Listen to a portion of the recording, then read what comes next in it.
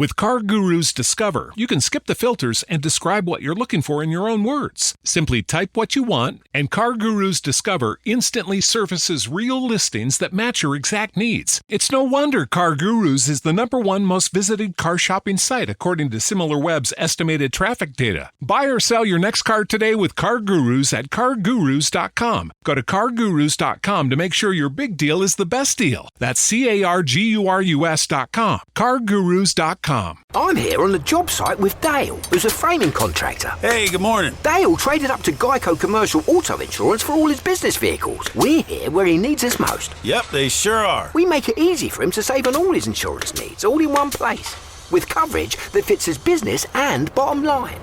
Oh, I shouldn't have looked down. It's all right. We're so far up here. Look at me. Take a deep breath. No, I'm good. So good. Get a commercial auto insurance quote today at Geico.com and see how much you could save. It feels good to Geico. Every team, every topic, everywhere. This is Believe.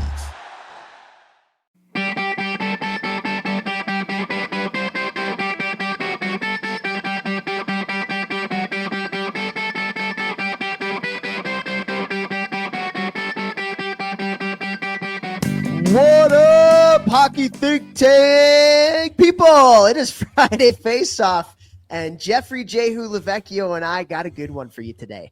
We got a good one for you today. This is a topic, Friday Face-Off. Sometimes we like to bring some controversial topics on there and face off against each other, with each other. Sometimes we agree, sometimes we don't agree. But this one, man, are you ready, my friend? Hype, hit me with it. Okay, let's discuss the pros and cons. Let's discuss parent versus non-parent coaches in youth hockey. Parent versus non-parent coaches in youth hockey. And man, I don't know about you, but this is like probably the biggest either sore subject, maybe is the right way to put it, but like biggest issue that so many people come to us with, in especially like town organizations and community organizations.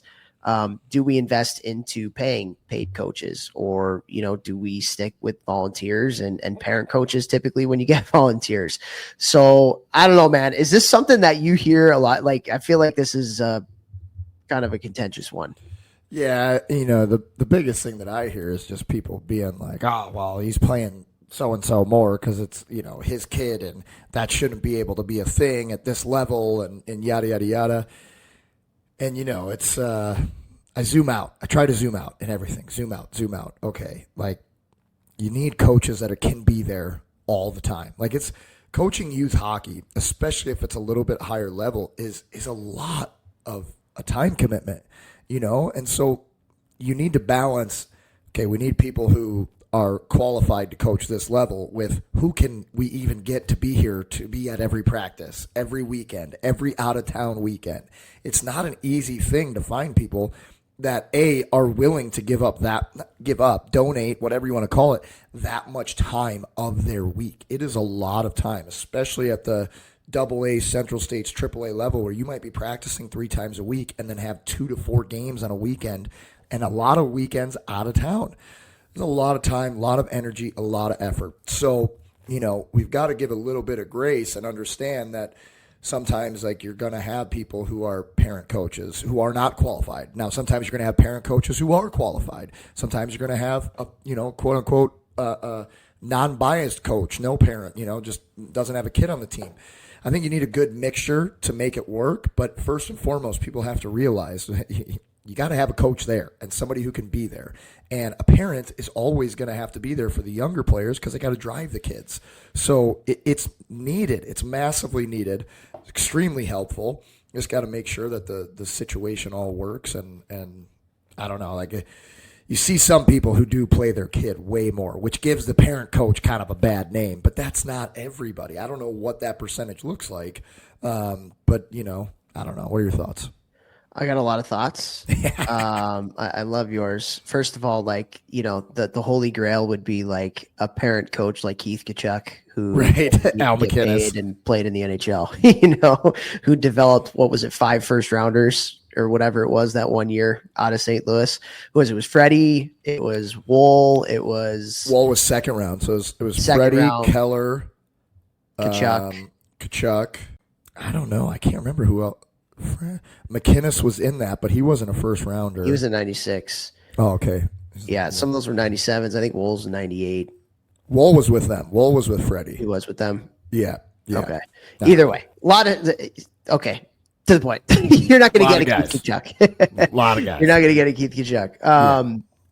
But I think when you think about like parent versus non-parent coaches, like, first of all, it's not like a binary thing where it's like all paid coaches are really good and all parent coaches are really bad, because there are paid coaches that aren't very good, and there are parent coaches, that might not have played, that are great coaches. And I go back to it, like, one of the best skills for any youth hockey coach is the ability to teach. And if you can find a coach that is a teacher, like, they might not know as much about the hockey. You can learn the hockey side, but if you understand how to set up an environment, you understand how to motivate people, you understand how to set up a lesson plan or a practice plan, like, those are things that are extremely, extremely valuable at the end of the day. It's funny you mention the parent coaches and some of them playing their kid a lot more, which you definitely hear that. I would actually venture a guess, and I might get skewered by this, but I would venture a guess that more coaches are harder on their own kid than the other kids on the team, than they are like playing them more and giving them, all the opportunities over other kids. Would you agree with that? Well, only experience I have with my dad, he coached me for a few years growing up until probably I got to AAA. So, how many, 8 years, something like that, 7 years. He always was harder on me. Never put me on the first line. Like, always, like, if it was between me and another guy who were going to get double shifted, always the other guy. And he told me, he's like, I never want anybody to ever think I'm trying to, like, favor you. So, like, that's why this is happening, and he would always come down a little harder on me than other guys to show that he was not biased. So, in my experience, just with my dad, that was the case. Yeah. I feel like with most of the parent coaches that I've been around, they've been way harder on their kid and had to make them earn it more than a parent coach. And for all the parent coaches out there, I think that actually is really important. Not only for, I think, your kid, it helps your kid because now there's not a sense of entitlement, around playing time and all that stuff. But it's also a really good life lesson for the kid. Hey, like, I'm going to make you earn it. And if your kid's a little bit older, I don't know what the right age is to start this conversation, but having a conversation with your kid as a parent coach of, hey, I really need to set the tone that you're not above anybody else on this team. Because if I do that, I'm going to lose not only the other kids on the team, but I'm going to lose the parents on the team too. And then it's going to be a recipe for a disaster of an environment for the whole year. So I'm going to hold you probably to maybe even a higher and harder standard than the other players on the team. And just having that honest conversation with them, I think that will help the kid. And I think that will help, the overall environment of the team too. I agree. 100% agree. Totally. So I think another thing as we go on with this is that, especially in like a town or a community organization, a lot of the coaches that you have, the parent coaches, are not going to be high level hockey people. And whether or not you're in that realm, or even if your coaches are, really experienced in the game, one of the biggest things that you can do as a youth organization is support your coaches and give them opportunities to be able to develop by doing little coaching seminars, getting together with some collaborative sessions. We do this with the Hockey Think Tank, and it's really, really funny because, like, we've seen that a really big relationship and correlation between the success of a club and this thing is everywhere. And that thing is like a collaborative nature within the coaches in your organization. Like, if your coaches feel like they're a part of kind of like their own team, maybe you even have a coach's room at your rink where they go and they get dressed and stuff like that. Or metaphorically, like the coaches enjoy being around each other, and you do some socials for the coaches throughout the year.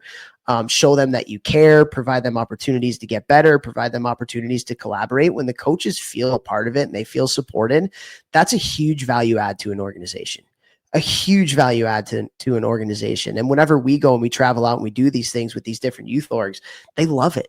Like they absolutely love it. And you kind of got to drag them there sometimes because they have their lives that they have and they don't have time. And that's what they say, but then you do it and you provide some pizza and some beer and it's like informal. It's not like a classroom setting, and you have fun and you do small groups and people are going back and forth and things like that. That will do so much more to elevate like your organization than possibly anything else, because the coaches are the ones that are teaching the players. The coaches are the ones that are on the front lines. And if the coaches are having a good time and they feel like they're a part of a team, that's going to translate down to the kids. That's going to translate to the parents. It's going to be a better environment at the rink for everybody. And so support your coaches, guys, parent, non-parent, whatever it may be, support your coaches. 100% environment, man, it's everything, and everyone can feel it. And the players can feel it.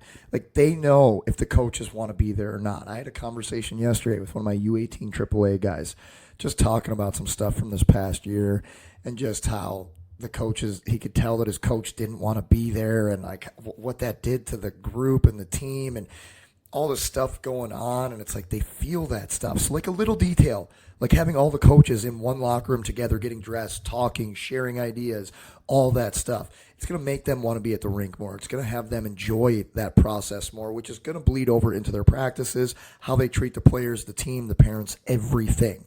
Everything's connected. Air thing, I believe. Earthing, Nelly would say here in St. Louis. Connected. Yeah, I think, parent, non-parent coaches, whatever it may be, again, like it's not a binary thing. There are good on both sides. I think the most important thing is if you are a parent coach, being very upfront with that, with your kid, with the parents, and holding everybody to the same standard as much as you can. And, it's a lot cheaper to play hockey when you have volunteer coaches. I'll tell you that. Hey, and everybody wants that. We know. We hear it all the time. Yeah, 100%. So, all right, guys. Hope you enjoyed this one. Share the show. Have a great weekend. Woo.